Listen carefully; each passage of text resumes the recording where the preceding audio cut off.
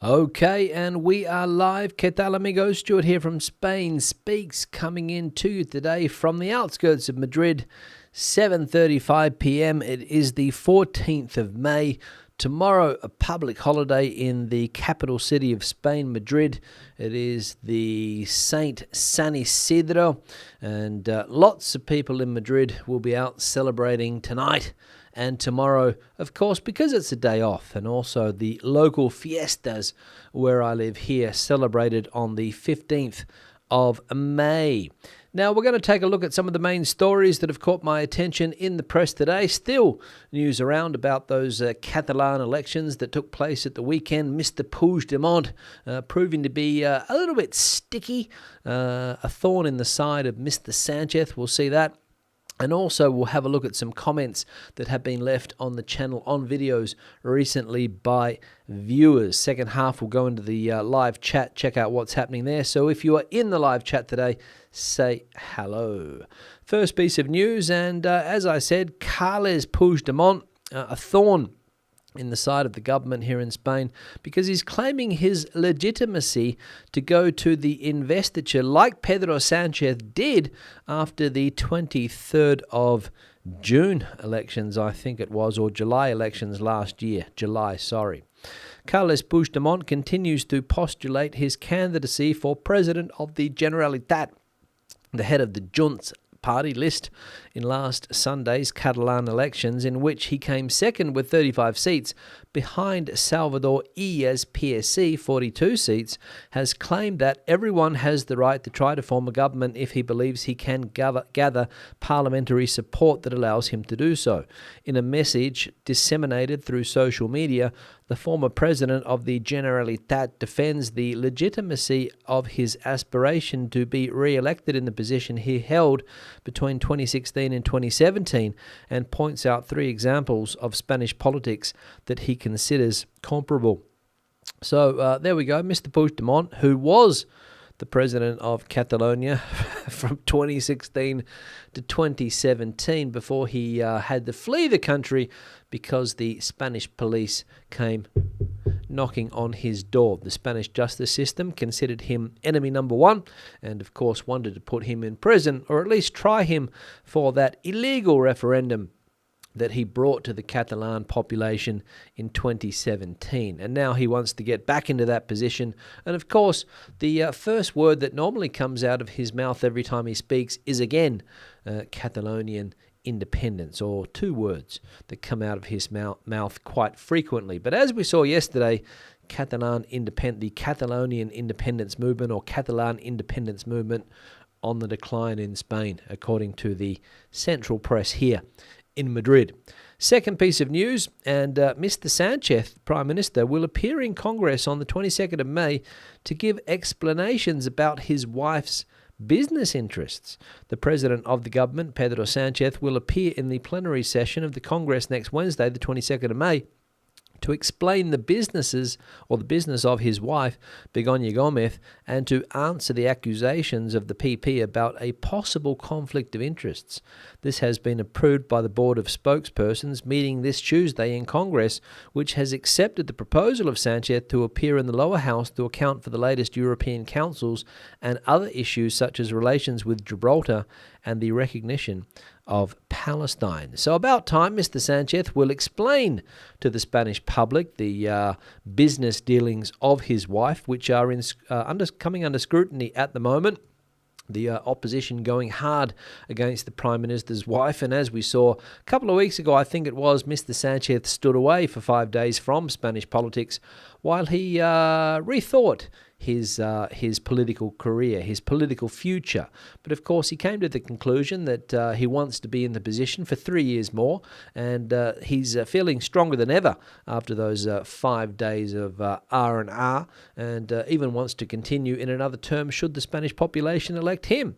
But we'll see what he says when it comes to his wife's business dealings, and if they are dodgy or not, and if there is conflict of interest with those business dealings, which the opposition, of course, as I said before, is saying there is. And the other things that Mr. Sanchez will talk about, Gibraltar, a hot topic at the moment here in Spain. They're trying to work out what's going to happen with that part of Spain, the south of Spain, the Campo de Gibraltar, as it's called here, the Gibraltar Strait, if you like, all of the towns around Gibraltar, because the future, a good agreement, the future of that part of Spain depends on a positive result for Spain, I think, or maybe to leave it the way it is, I don't know. But of course, there's a lot of talk about the airport down there being shared, becoming a shared airport, the Gibraltar Airport. And of course, if it does become a shared airport, border changes will have to come in, I imagine. And also, it will bring economic activity more so to the area, because people will be able to catch flights to that area and holiday in the area as well, which is something that hasn't happened until now, because of course the closest Spanish airport is in Malaga, and maybe there's one in Jerez, but I think it's only a small airport, so that's a key to the negotiations, the use of the airport, or at least that's what I've read. Next piece of news here, and Banco Santander warns of unauthorized access to customer data in Spain. In other words, a data breach. Banco Santander has made public this Tuesday that it has suffered an unauthorized access or data breach to a database containing information on the bank's clients, both from its local operations and from its subsidiaries in Chile and Uruguay. According to the information sent this afternoon to the Comisión Nacional de Mercado de Valores, all employees and some former collaborators of the company are also affected. The bank has specified that the information is stored in a server managed by a supplier. So, if you are a customer of Banco Santander here in Spain, I imagine you're going to get a letter from them saying or telling you about this data breach and the possible implications. I imagine people are being told to change their passwords because maybe sensitive data has been breached by hackers. Don't know. But again, if you are a client of Banco Santander, look into it further and just make sure that everything is okay when it comes to your banking credentials. But as I said, I imagine the bank will put out a statement to its customers or clients. Fortunately, I'm not a Banco Santander client anymore, so I'm not affected, but I have been affected by other data breaches in the past because it's a common activity. Hackers trying to get people's information and sensitive data. So it could be a good idea to maybe take out a VPN or contract a VPN, a virtual private network, to keep your internet activity safe. But this is not a sponsored ad. It's just my recommendation. And the last piece of news, generational inequality does not slow down in Spain. Retirees are already the group with the highest level of wealth. Intergenerational inequality in Spain continues to increase. Retirees are already the social group with the most wealth, and moreover, their income is growing much more intensely than that of the rest of the generations. The result is an inequality gap that grows persistently every year. On the other hand, households made up of people under 45 years of age are far from recovering the income levels they had 20 years ago. Yeah, thanks for that, for telling me something that basically I already know, that it is difficult to make ends meet in this country for a lot of people. It gets tougher as the years go by with the cost of living increases as well. But pensioners, as we saw there, retirees, the group with the highest level of wealth, obviously because they've paid off their homes, they've probably got savings as well, and a lot of people have got a generous pension coming in every month, which we saw last year increase by something like 12 or 13%, and the highest pension in Spain now over the €3,000 per month mark. And the average salary in Spain, I think we saw the other day, was around the 1,700, 1,800 mark. Don't quote me on that figure. So a big difference, but some people would say, well, I've worked all my life to get that pension and to live well in my retirement, and I've saved hard, invested in properties or what have you not. But the younger generations perhaps not getting the same opportunities. That could be the case, and won't accumulate the same wealth wealth going forward, and also a questionable, if that word comes out correctly, pension scheme in the future here in Spain that some people are saying might not last the distance, because as we also saw the other day, a huge amount of immigrants needed to sustain the public pension system in this country. So that's life, right? Comment number 1 from Steve-O. Most people assumed Eurovision 2024 would be dominated by the Israeli-Gaza situation, but instead it was dominated by the non-binary transgender movement. The Swiss winner was a young man wearing a skirt. Yeah, I did notice the look of the Swiss candidate, Steve-O. He did look... well, I think he had a beard, did he? I can't remember. Or maybe that was a singer a few years ago that had that dressed like a woman but had a beard. Quite feminine, I think, was the candidate, and also some of the other singers as well, maybe pushing that transgender non-binary movement that is being pushed by certain sectors of the population all around the world. Especially in Western countries. I don't think it's really happening in some countries in the world, of course, where they crack down on things like that. But in the West, of course, this is a movement that is getting more and more prominent as the years go by. And Eurovision, the platform that was considered appropriate to push the transgender movement. And again, we had some people criticising Eurovision, not only for this, for what Steve-O puts here, but for other reasons as well. It's too political, some people were saying. I think there were some protests. I know the Spanish, not the Spanish government, but one member of the Spanish government complained or threatened to take official action against the national broadcaster here in Spain, because they even showed Eurovision on television because of that Israeli Gaza or Palestine situation that Steve-O also points out. So, yeah, controversial song contest for many, but you don't have to watch it.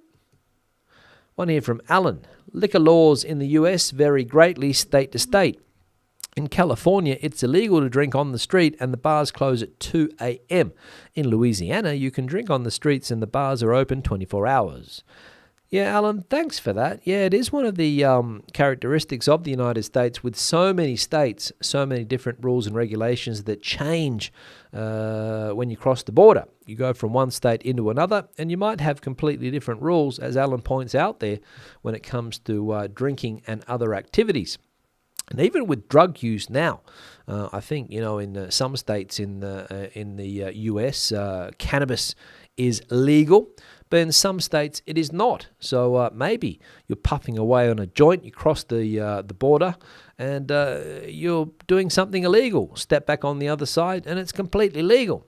So it is a characteristic, as I said, of the states. In Australia, things are more harmonious, I think, between the states. There might be some small differences, but everyone's on the same page when it comes to drinking age, times, normally. Some states have cracked down. I think New South Wales cracked down in recent times, but I think states are fairly much on the same page when it comes to alcohol consumption and opening times of bars and restaurants. One here from Bert. How long before the mainland Spain adopts the out-of-hand booze situation? Naturally, Benidorm comes straight to mind. I bet the councils on the mainland are watching the situation like a hawk. The Canary Islands seems to be toughening up on this as well. Yeah, Bert, I can understand that you might be under the impression that in Spain you can openly drink anywhere you want at any time of the day, but it's not the case. We saw the Balearic Islands have decided to crack down on something that is already illegal here in Spain, which is drinking in a public space. For example, the street. If you're at a bar or a restaurant, and they might have an outdoor terraced area, as they call them here, or maybe they've taken part of the street to set up their tables and chairs, there's no problem to have a drink. But as soon as you go out of that area, you are technically street drinking, which is illegal. And as we can see here from this article from Gaia Abogados, is it legal to drink on the street in Spain? The answer is no. It's not legal to drink alcohol in public places such as in the streets. This rule dates back to 1992 and applies to both minors who also could not drink alcohol anywhere else, and adults. This entails a light administrative penalty for whoever does it. That is a fine. Although there is no state law that prohibits the consumption of alcohol in public, it is regulated by each autonomous community, which will decide the type of penalty and its amount according to each case. But as I said, you could quite easily be under the impression that you can do that in Spain, drink in the street wherever you want, whenever you want, but it's not the case. And if a police person wants to fine you, they can, but it all depends on the local governments, the autonomous community, and also town halls, I believe.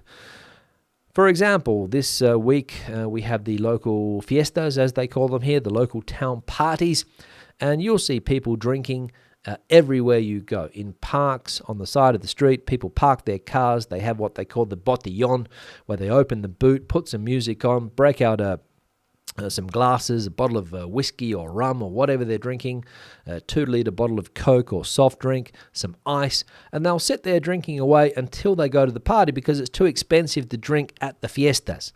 So it's cheaper to buy your alcohol before you go. Unfortunately, the majority just leave the rubbish all over the place, so that's an issue. But the local police cops turn a blind eye, as do many local councils and police officers in Spain. But, Bert, it's illegal. One here from Erica. Aliança Catalana is an extreme right-wing party but speak Catalan. It's very similar to Vox but speaking Catalan. Yeah, we saw this party pop up yesterday because I think they got a couple of seats in the recent elections in Catalonia, and I wasn't sure because I saw that they were an extreme right-wing party, and I thought, why don't they join with Vox? But the difference is, as somebody pointed out, is that Vox wants to maintain the Spanish Union, whereas this party here, Aliança, whatever they're called, Catalana, want to separate from Spain tomorrow if they could. They want nothing to do with the rest of the country, and that's the issue there. But extreme right-wingers, we believe. Want to hear from Juan. Hi, Stuart. Just found your channel. I'm loving the videos. If you like to go by bike, the best cities are Zaragoza, Vitoria, and Sevilla. Thanks, Juan, for that. I'm always on the lookout for a good biking city. Unfortunately, you don't come across them all that often in Spain. You see bike lanes, but use them at your own risk in some places. Recently, I went to Jaén with my bicycle, but when I saw the traffic situation there, I thought it might be a bit risky to hop on the bike, especially around the central areas. Cars dominating the roads, and the cycle lane, if it existed, was hard to find. And the city that I went to the other day, Salamanca, was a bit better. They have a bicycle scheme there, but I didn't see a lot of people riding bikes. I saw a lot of people on scooters, but bikes not so much. But Vitoria, I've seen bikes, thousands of them in the streets, great cycle lanes. Seville, also good to ride along the river and the other cycle lanes there. And the other city that you mentioned there, Zaragoza, I remember when I went there a few years ago, they did have a good setup when it comes to bicycles. But I was there in December, and the last thing I wanted to do was ride a bike in the middle of December in Zaragoza. That's how cold it was. Want to hear from Frank. I'm thinking of taking Richard's place for a couple of years just to slow the onset of arthritis. Thanks for the positive vibes, Stu. Yeah, thanks, Frank, for the comment, and glad you like my positive vibes. Not everybody likes them, but glad you do.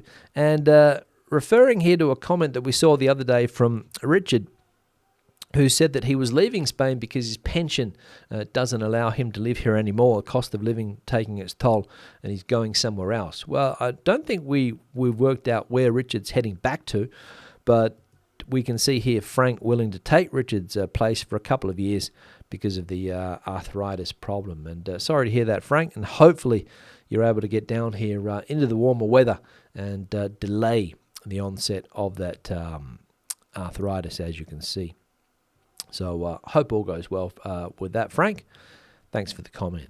And the final one here from Debbie. Salamanca is very lovely. It is, Debbie. It is. It is a lovely city, especially if you get it on a nice day.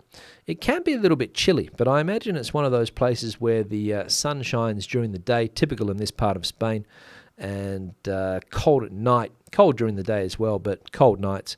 And I first went to Salamanca. I explained it in the video that I'm going to put out shortly. I first went there many, many years ago, and it was the coldest place by far that I've experienced. So cold, I mean, as a city.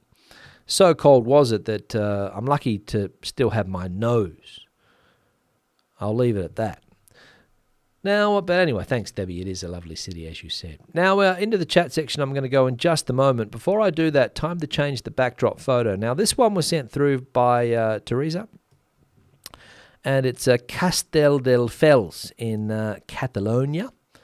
Obviously, just had a bit of a shower, a bit wet there, the old pavement, but a nice coastal shot, I think, there of Castelldefels in Catalonia, as I said. So thanks, Teresa, for sending this one through. And the email address, should you have a picture that you would like to see on the backdrop, and as I mentioned yesterday, we got plenty sent through, spainspeaks@gmail.com. Feel free to send your photos through, or any other information that you would like to send my way, that you would like to bring to my attention. That's the email address there. Like icon on the screen now as well. We're currently at 69 likes. If you can hit the like icon, please, just below the video, you will find it. We'll see if we can get up to a decent tally of likes today. Maybe crack the ton if we're lucky. People that have supported the channel in recent times, I saw a super chat come through a moment or two ago.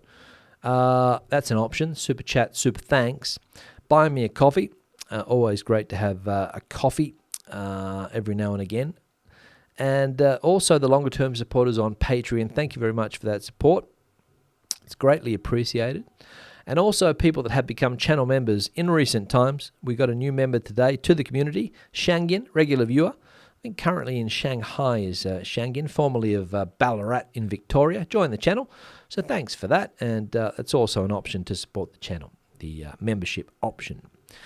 Now, chat section. Let's see what's bubbling away. I'll see if I can find the super chat here quickly from Alan. 10 quid. Thanks for that, Alan. Alan also said that hasn't been joining the lives for a while, but catching up afterwards, which is always an option. And as we saw the other day, sometimes the best option, because if it's a bad quality video, which happened on Monday, I think it was, or Sunday, buffering is an issue. Enjoy a vino on me. Thanks, Alan. I will indeed. I bought a nice wine in Castilla Leon. It wasn't from Valladolid. It was from Avila, I think it was. And quite nice. $9.90, I think. So thanks, Alan, for that. Greatly appreciated. Greatly appreciated. First comment here, or second one after the super chat, of course, from John, a.k.a. High Flyer. Evening all, been a long day, but finally arrived at our apartment and enjoying the Roquetas weather down there in Almeria, of course, the Roquetas weather. Have a great week, John. Hope you guys have a great week down there in Roquetas, John, enjoying that fantastic Andalusian weather, which is why people flock to that part of Spain during the winter months, especially when it is warmer than most other parts of Europe. Summer can get a little bit hot, maybe not in Almeria, I don't know. I think it's a drier heat there, but some other parts of Andalusia can get quite humid. Andrew coming in here from southeast London. Rain, wind, sun, clouds. So everything today there for Andrew. Valued member is Andrew, as is Barbara, and as was John before. Buenas tardes from Playa Flamenca, 28 degrees. Yeah, the temperature seemed to go up there, but where I am here, it went down today. It didn't get above 20. Andrew, the recent Catalan vote seems to have got nowhere. Puigdemont refusing to stand aside. Sanchez still looking for a workable majority. Time for yet another general election in Spain. Yeah, nobody seems to know. It's one possible scenario. The other scenario is that Mr. Puigdemont and Sanchez join together. Apparently there is European elections coming up soon, so a lot of the deals are being kept quiet because they don't want to ruin their chances in those European elections. Chance to get more seats, more money from more politicians representing the country in the European Union, of course. So they want to get those elections out of the way, and I'm sure that we'll see what happens there in Catalonia. But Mr. Puigdemont is, as you can see here, not only refusing to stand aside, but he wants the top job. That's what he wants, and he's going to use everything in his power to get it. And whether that means blackmailing Mr. Sanchez at a national level, which is possible, we could see. I don't know. Interesting, if you like politics. Steve, hi Stu and everyone. Decent weather in Ireland, but it isn't Spain. That is true. I imagine that Ireland is far from Spain in many ways.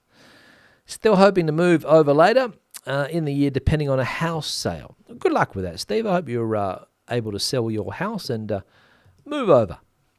Richard, valued member, good evening. Hoping everyone is well. Warm, humid and wet North York. So a bit of everything there as well today. Richard, valued member, we just saw. Martin coming in, wishing that all goes well with Steve. Thanks, Martin, for that. Kind words. Janet, hello again from sunny but very windy Devon. Devon. Yeah, it rings a bell, Devon. Is there some type of Devonshire? Is it some type of tea or something, is it? Devonshire tea, is that famous? Maybe I'm getting it mixed up with something else. I don't know. Correct me if I'm wrong. Devonshire tea rings a bell. Edward coming in. Hello from Oklahoma City. Alan, we saw before with the super chat.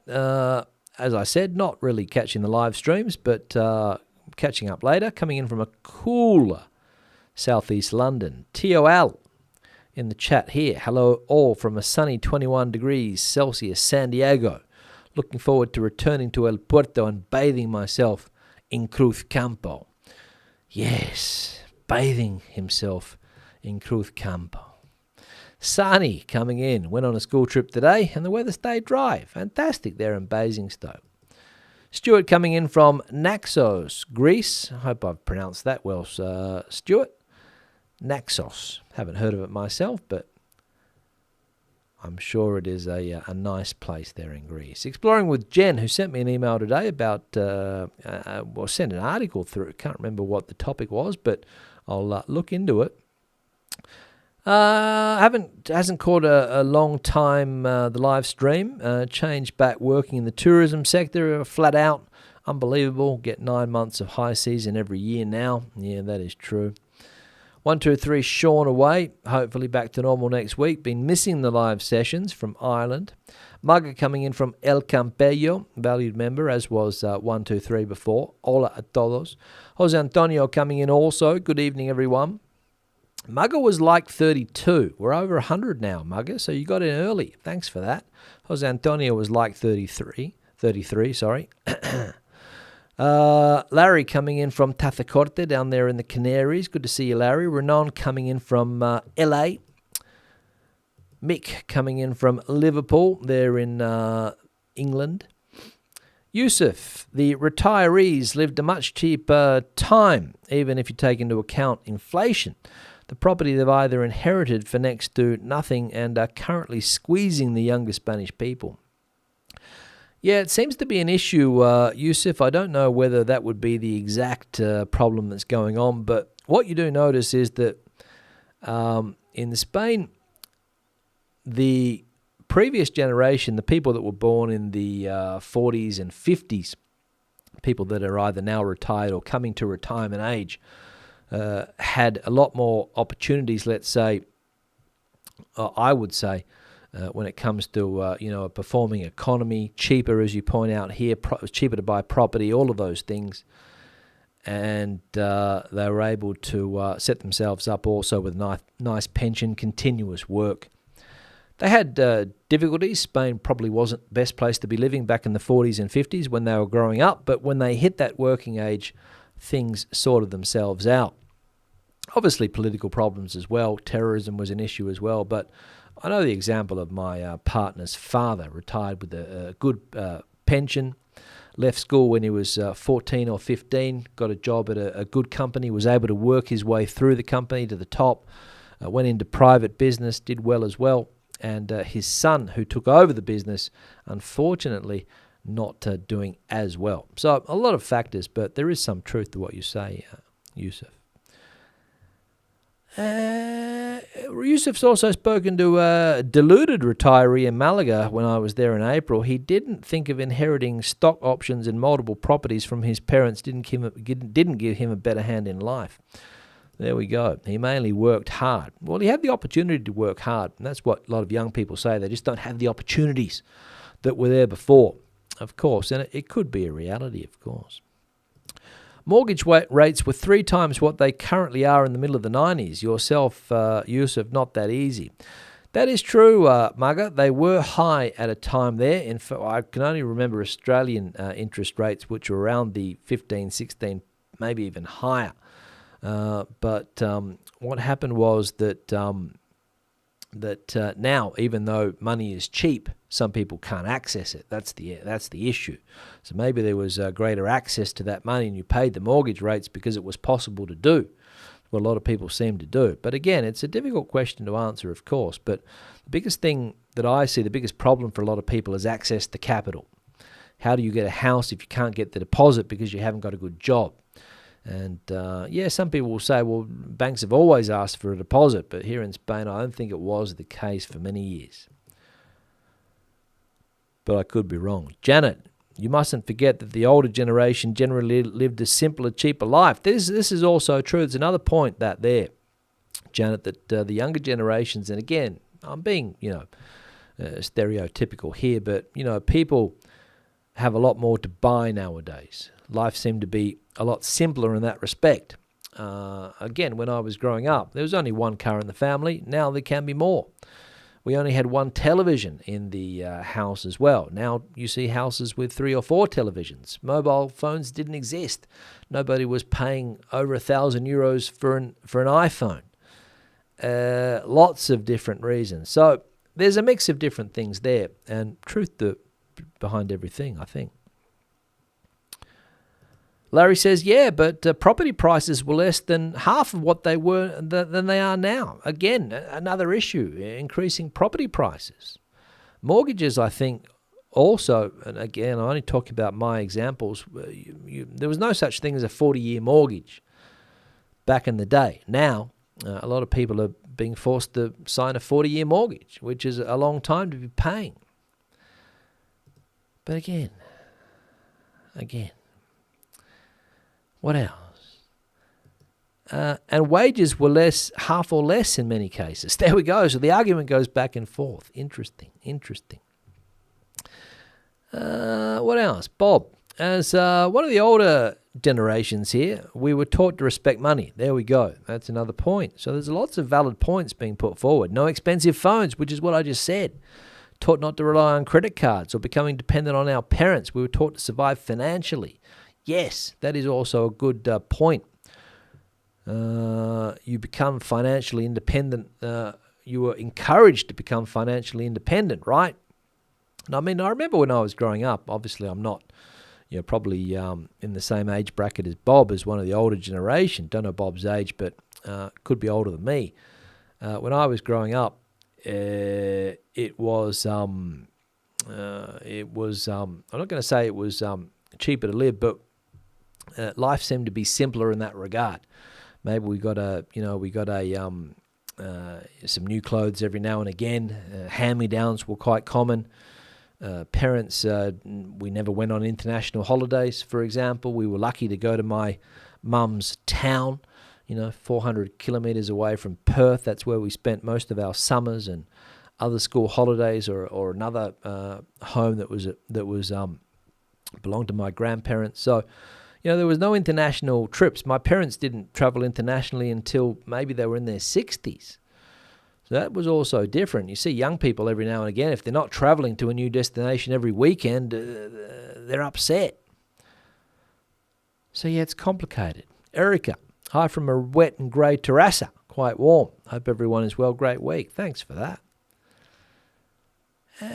What else we got going on here? Let's have a look. Rocky Mountain adding to the conversation. This taught to respect money stuff is garbage, purely anecdotal and childish. Statistical evidence is the proper way to analyze things rather than subjective feelings. Thanks, Rocky, for that, putting it into perspective. Frank, go to Portugal, says Andrea. for Frank's was it retirement, was it? Yeah. Kirk, hoping everyone is well, coming in from Florida. What else we got going on here? Let's have a look. We saw that one before. What's Janet saying? How rude. Not sure what's happening there. Okay, good. There's a bit of banter going on in the comment section. El Conquistador, great catching the tail of the live stream. Jacksonville, Florida in the home. Jimbo's back in Madrid. What else? Schengen, who has become a valued member, as I said before, joining us today from Ballarat, back in Australia, Schengen. Not in China anymore. Darren lived in Kings Lynn, Norfolk, about 15 years ago and had excellent cycle lanes. What else we got going on? There we go. Devonshire tea was in Australia, so it's an Australian thing. Scone, as we call them in Australia, scone, as you say in the UK, cream and jam. There we go. Devonshire tea. I remember my grandmother used to make it. Gigi, coming in from a wet Samos. Beautiful here, but wet. Thanks for that. Devon cream. Probably that is the reason. Devon cream. Clotted cream. There we go. We get the answers here. We get the answers. Waxing asking the question, which goes on first, the jam or the cream? Well, my experience with scones is that you put the jam on first and the cream on top, but each to their own. Each to their own. What else? Cream first, according to Yusuf. Then you can add jam to it. So there we go. Yorkshire tea, says Casa Solana. Yeah, that's the type of tea, but the Devonshire tea is more with the scones, as I said. What else? And I will say that every time I go back to Australia, the first thing I buy when I go and have a coffee or a tea is a scone with jam and cream. What else we got going on here? Let's have a look. Gillian. Here as well, like number 8, pensioners living in Torrevieja. We didn't inherit from our parents, and we still have good living. There we go. Everyone's got a different story, right? As somebody pointed out before, better to be rely on statistical data rather than being subjective, because we all have different experiences. That's right.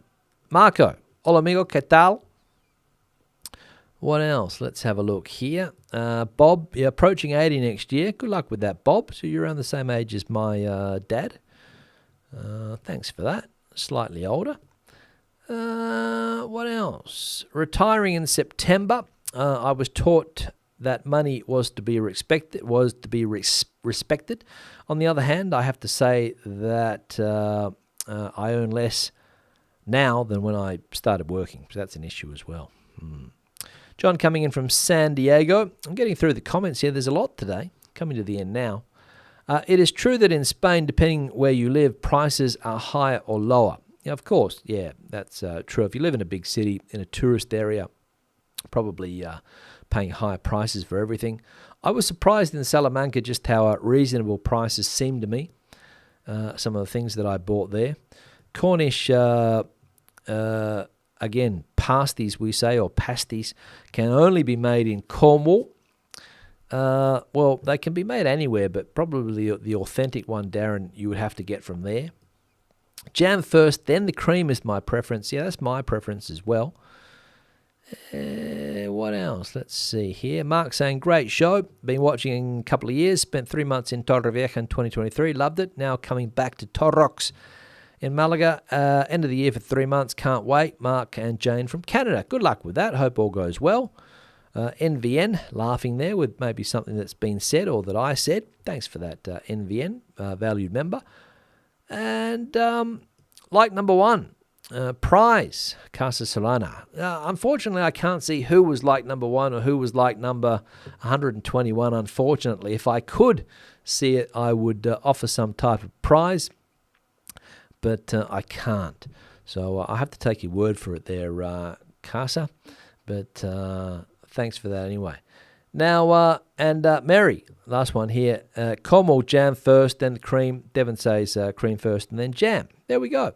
So it depends on your preferences and what you like to put on top. But I think, for me, the jam seems to spread more easily on the scone or the scone first, dob the cream on top, and away you go. That's what I would do.